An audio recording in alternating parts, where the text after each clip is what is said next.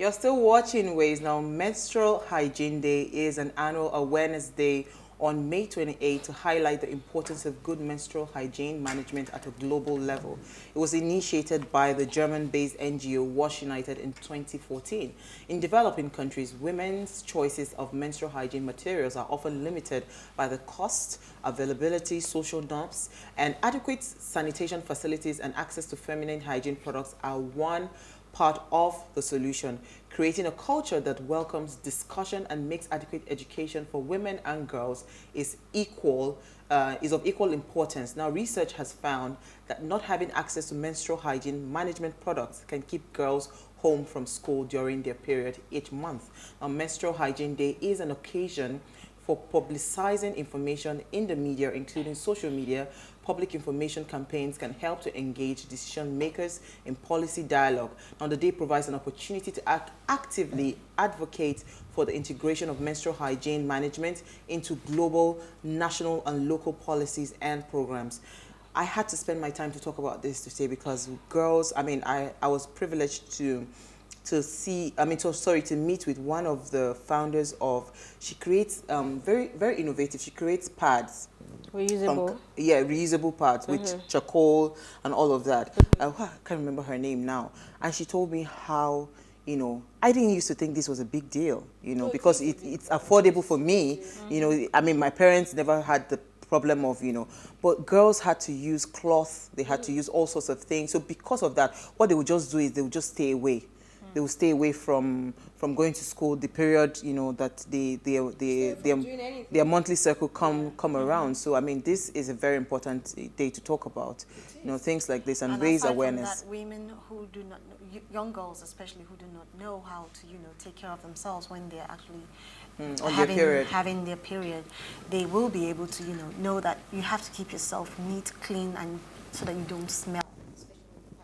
It's not even so much of, it's more of the ability, the ability to be able to buy the sanitary wares. Yeah. I like that the conversation is ongoing and a day like this is now possible. This was just in 2014 and we've been having menstruation forever, right? So you have to begin to wonder why it's just 2014 that a day like this was so I'm glad it's going on. And like she said, because we're fighting a stigma around the conversation, so many people cannot actually sit down to have proper conversation with their daughters or people around them to tell them, let them understand this is what you should do, or this is how you should take care of yourself when you're having this. It's more like a secret thing.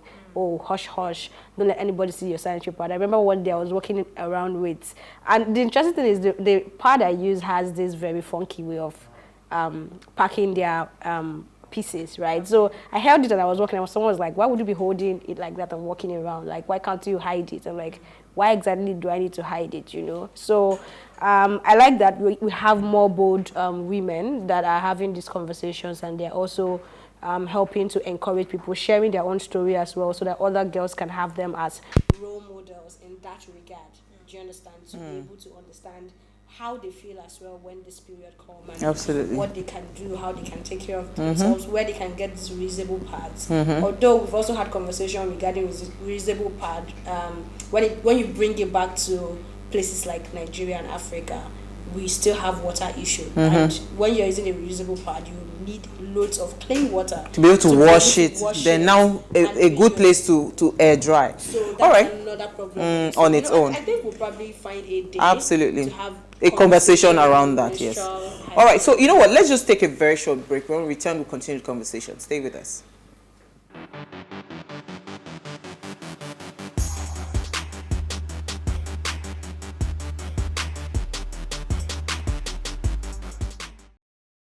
All right, so thanks for staying with us. We'll just quickly go to what we found in the news. Elsie, I'll come to you first. Okay, so for me, it's a trending conversation I stumbled on Twitter this evening, which is a sad one.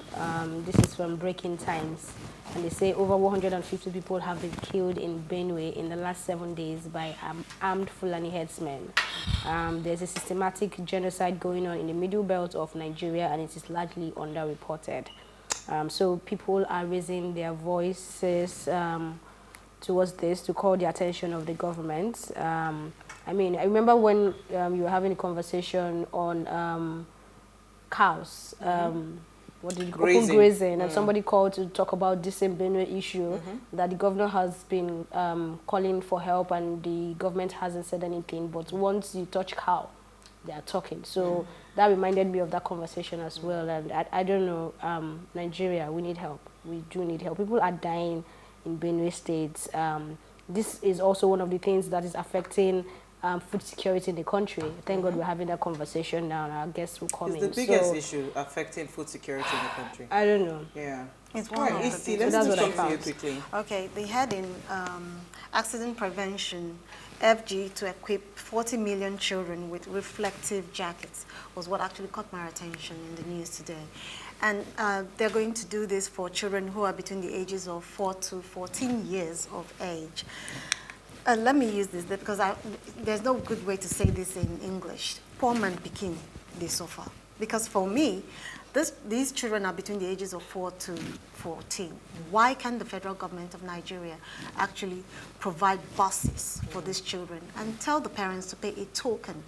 Because already, the parents they say education is free in Nigeria, but the parents are already paying administrative fees. So why can't we do the same for the buses? That way the children are actually safe based on the headline or the tag. So like if a car loses the brakes and is driving towards a child that is trekking on the road, reflective jacket, does it make sense? Reflective jacket, is it not for night time? Look. So do you want to tell me that this child will be trekking it at night? Like, I don't understand where these policies come from. Honestly speaking, sometimes I just try to be calm, because when I saw that thing, I said, well, how ridiculous is this, for goodness sake? Is this like a joke? Like, it's okay for the children to actually trek to school. Do you understand? Abroad, you can't even take your child to a location that is not within a specific what's it called? Is it radius from your house? There are school buses that come to pick the children from their dormot every day. It was just on Monday here that we had Dr. Adigbeson, right? And we were talking how to restructure education towards nation building.